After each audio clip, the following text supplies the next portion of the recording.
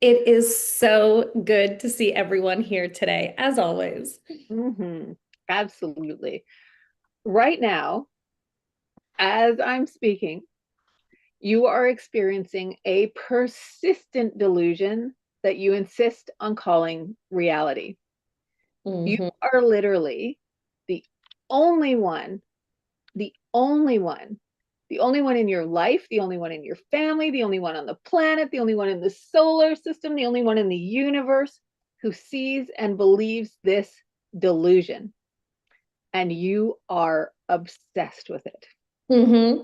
And this delusion is blocking and destroying your success as an actor in your acting choices, your career choices, even your community choices. Speaking of community, hello everyone.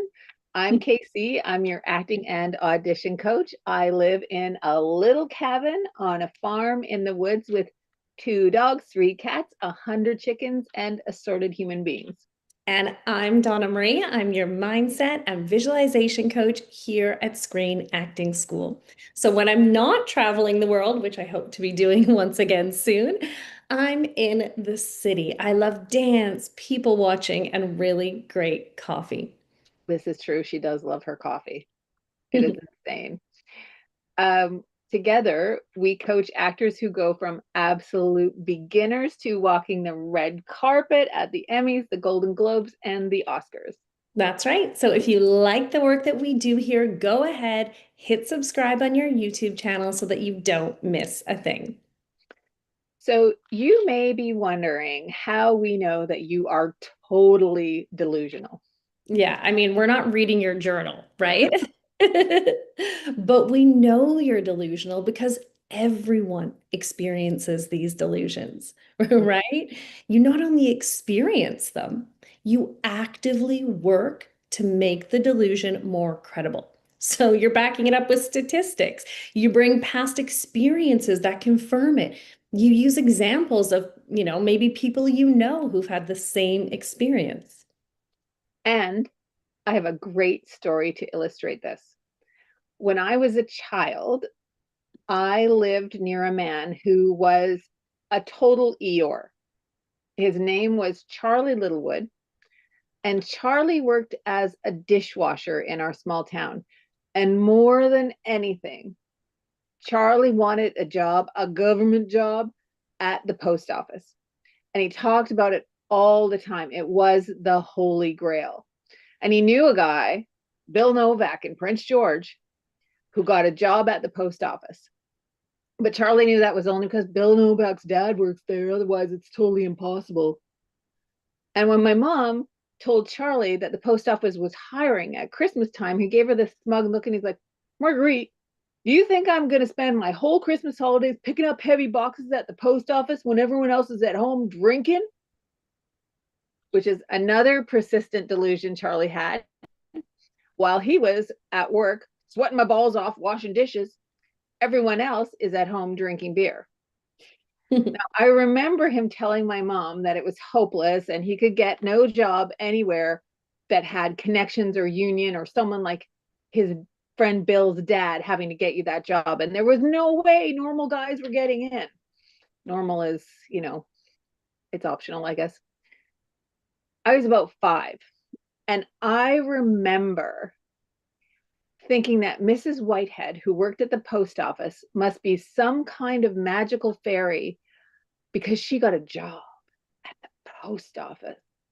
So every time we would go get our mail, because we used to go to the post office, I would look at her like, wow, Miss Whitehead, post office lady. And she was pretty wonderful. When we had a parcel at Christmas time, she would always say, I've got something special for you, Kiki. That was what people called me when I was little. Anyway, I think about Charlie Littlewood a lot, about all the people I've met who have persistent delusions.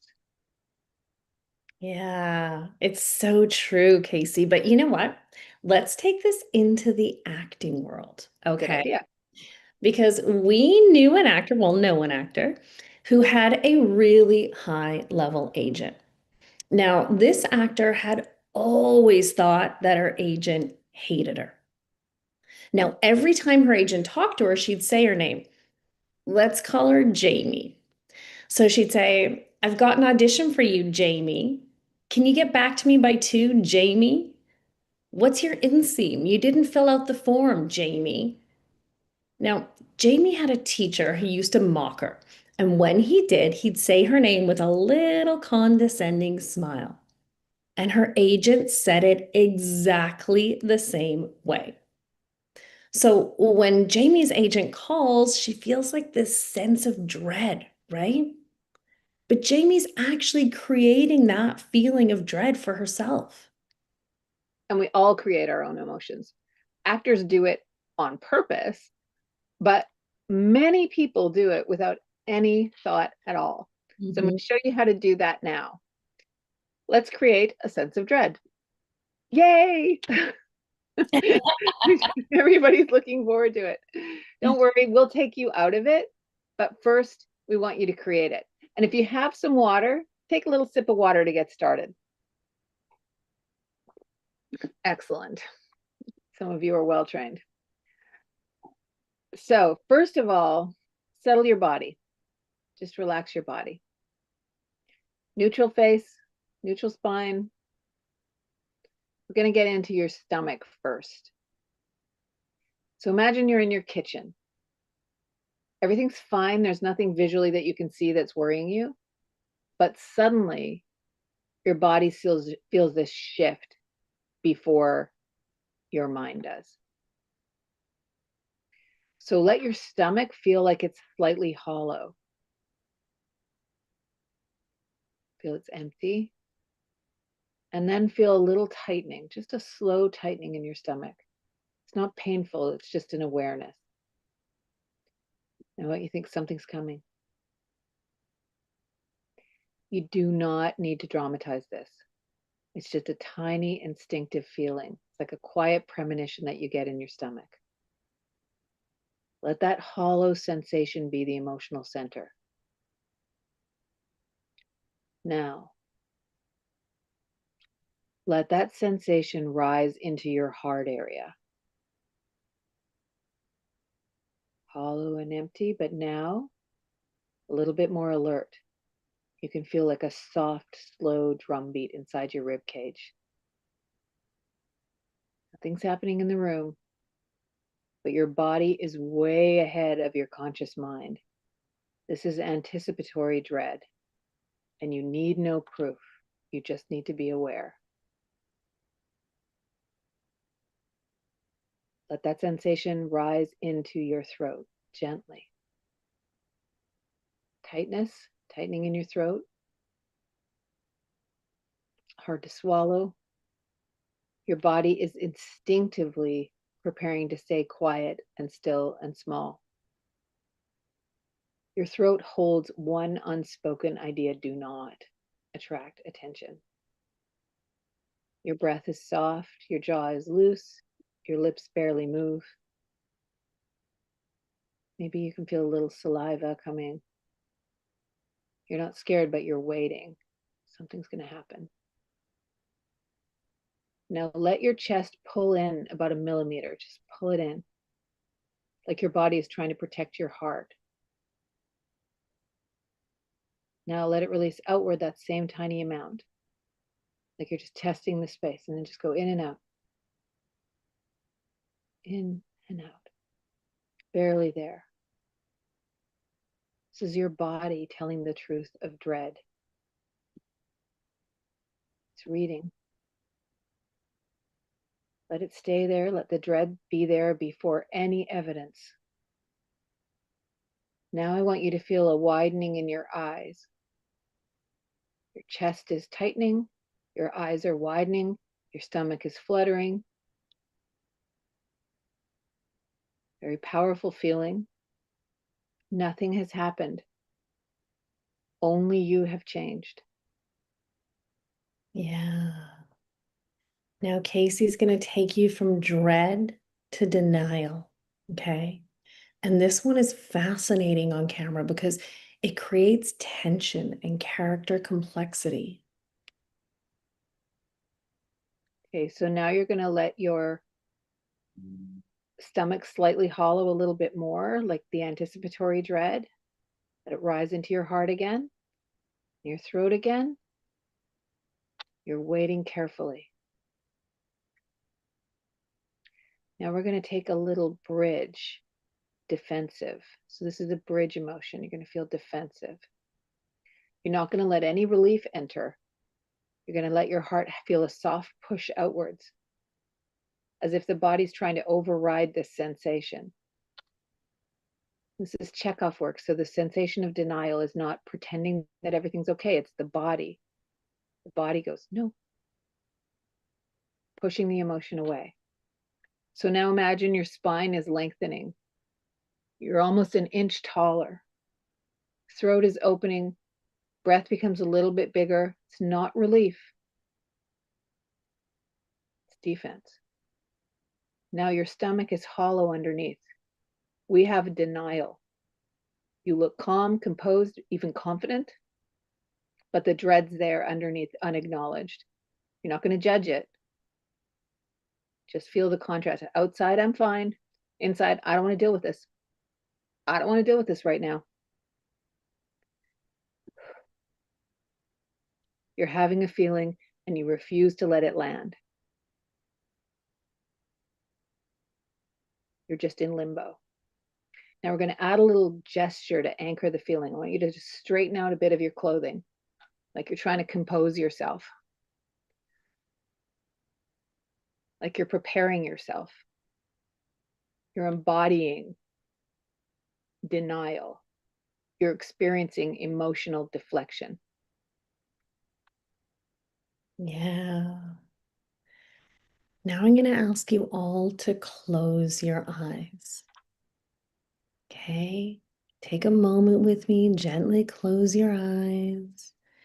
Take a slow, deep breath in.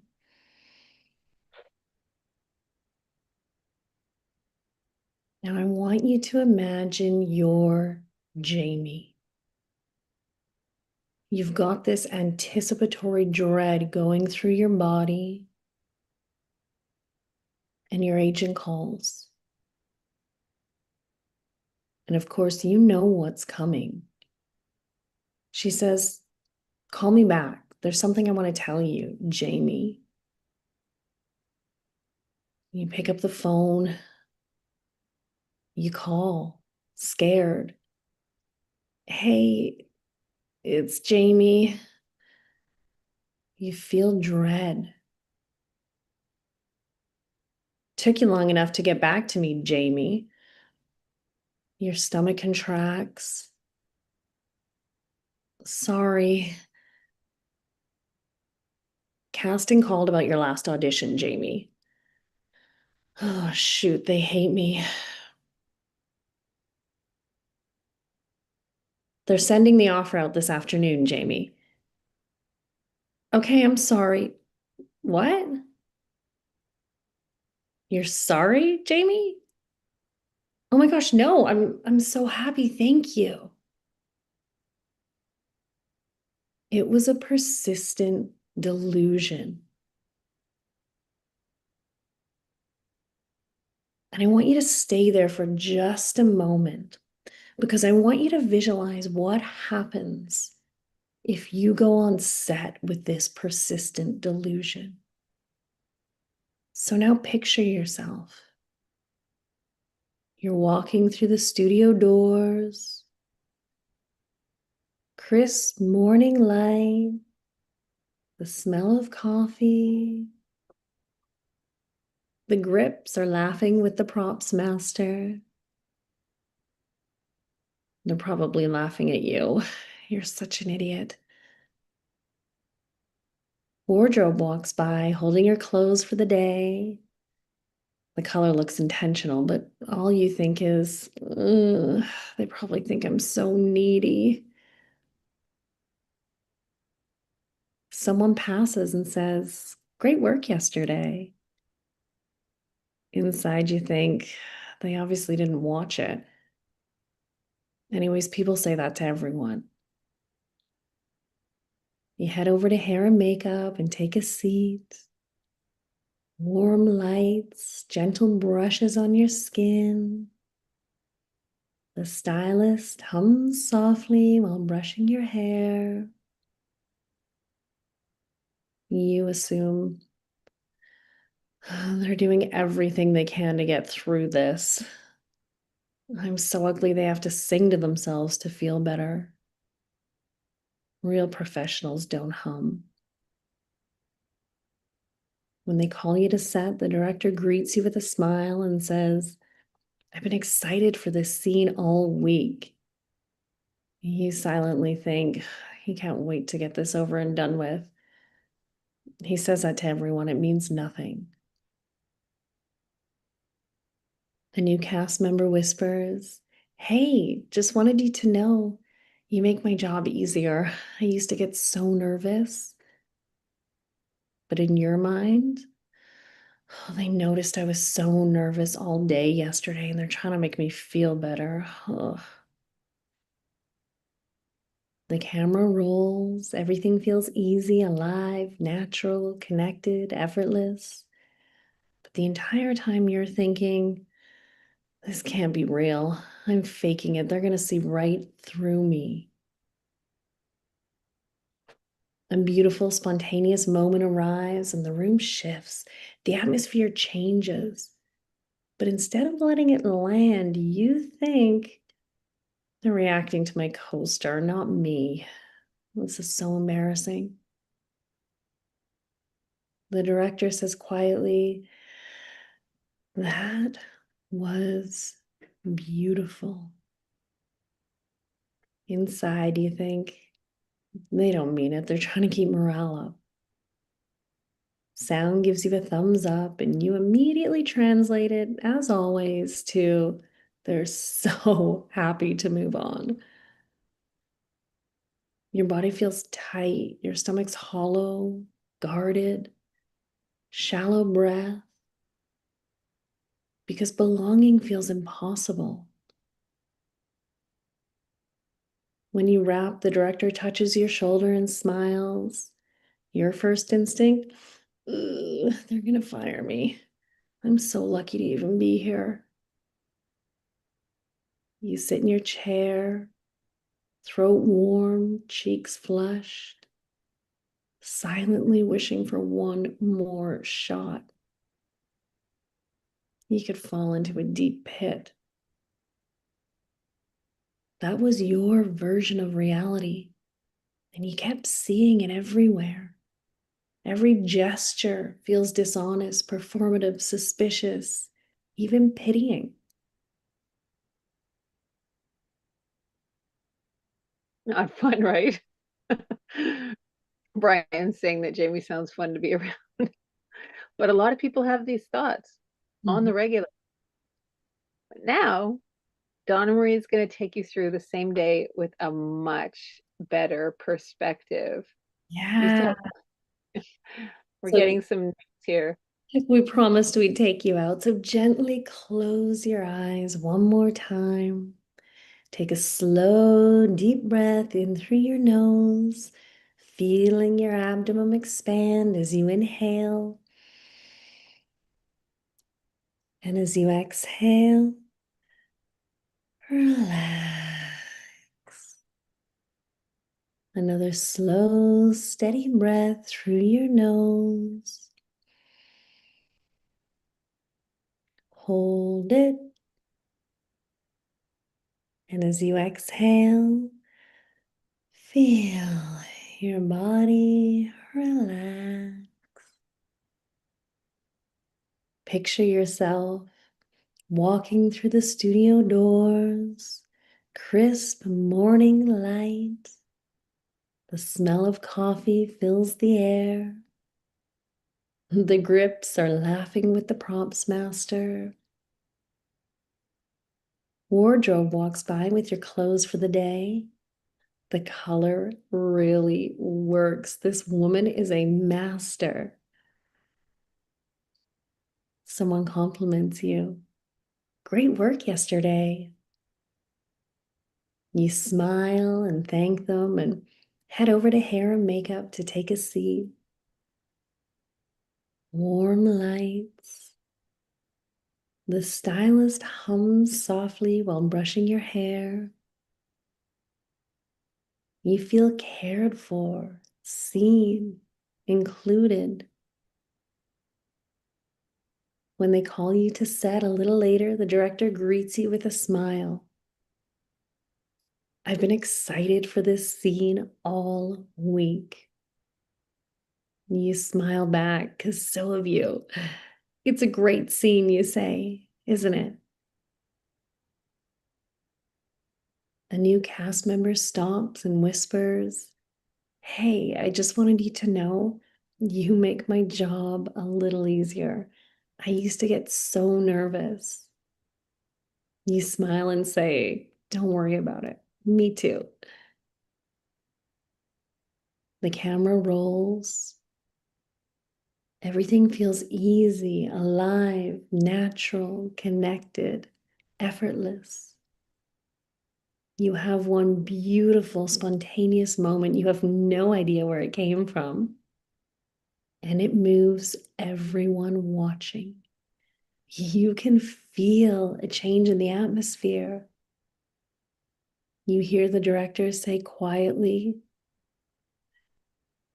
that was beautiful.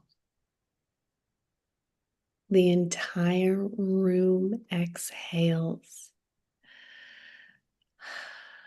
Someone from sound gives you a thumbs up, and you feel it physically, a warmth in your heart, steadiness in your breath. You're living your dream, and you belong. When you wrap, the director touches your shoulder and smiles. You sit in your chair, slightly wishing for one more shot. You love this job and you don't want this day to end. That was your version of reality, and you kept seeing it everywhere. How you think really determines your experiences in life. Whenever you're ready, you may slowly open your eyes. Yeah, Brian's saying it's easy to see how the right mindset is key to finding the joy in everything we do. Absolutely. Absolutely. Just like the situation with Jamie, right? This was the same day, different perspective. Sarah Yeah, says, her story gave me shivers. Yeah. yeah. Yeah. It's the same story. Hmm. The same story. Yeah. G Silva says, I'm crying. Yeah. Aw, Hmm. yeah. You know, in 2026, our mandate is a focus on helping actors develop an even stronger mindset. Yeah. We want our clients to see really how truly beautiful and how powerful they are. You know, Ellie's saying it feels like that when I PMS, it seems worse than it is. I mean, yes, yeah. But it Yeah. also can just be the way the wind blows or the experience you've had in your life or a smell that reminds you of something that made you feel bad in your life.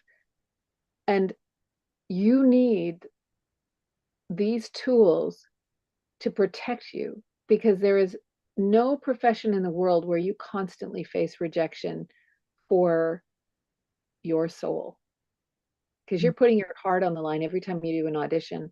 And sometimes you're going to get rejected. And you cannot let that affect you.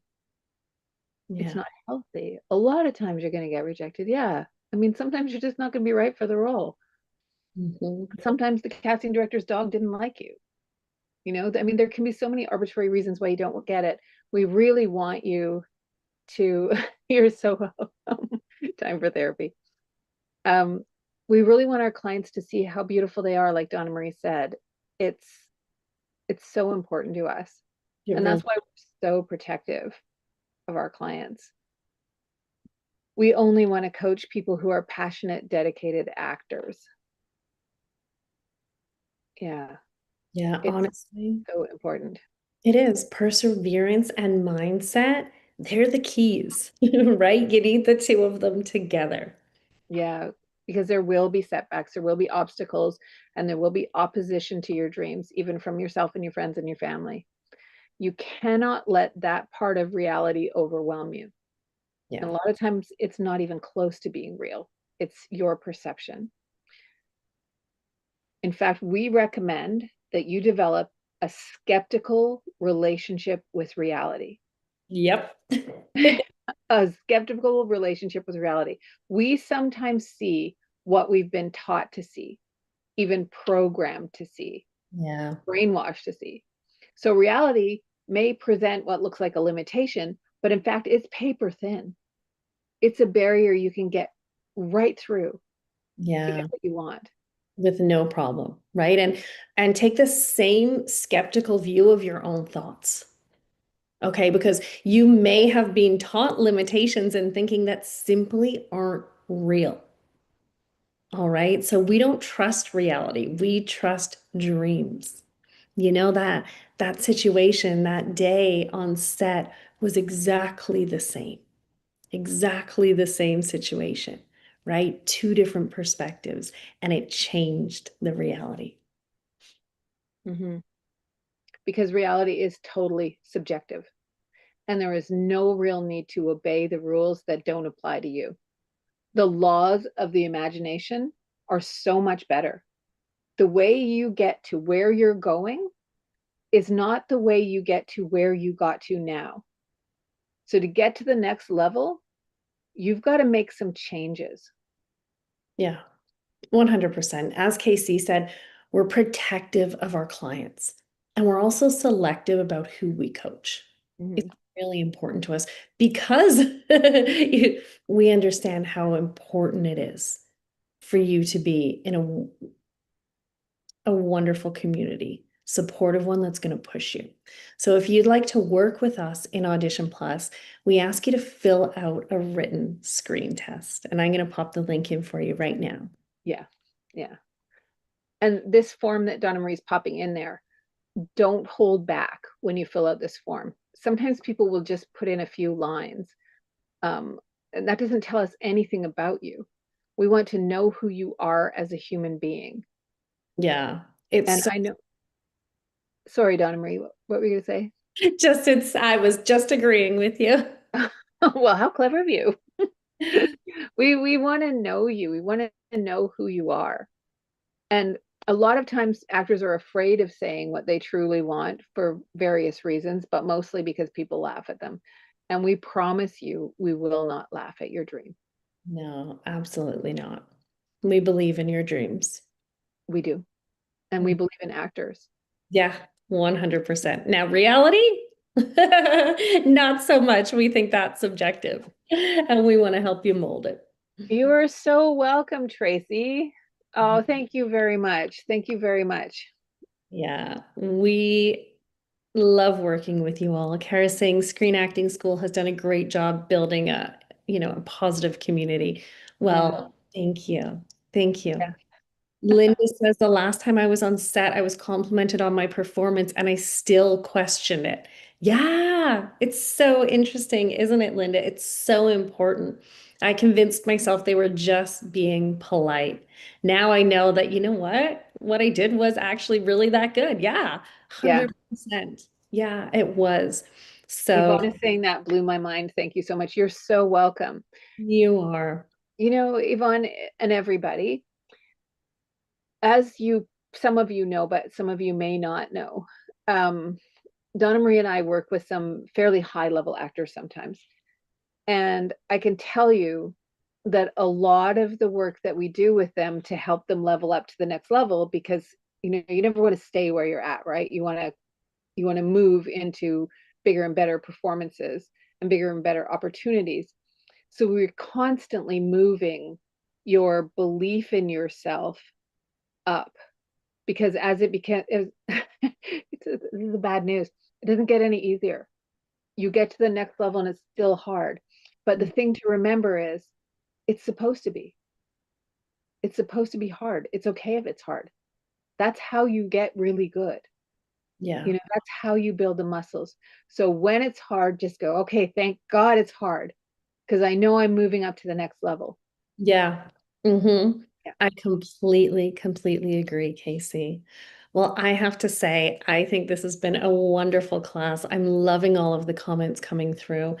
And I think I'm going to say that's almost a wrap for us, Casey, except to remember that we are interested in working with dedicated, committed actors, and we are selective, but we believe in you, we believe in your dreams, and we want to help you get there.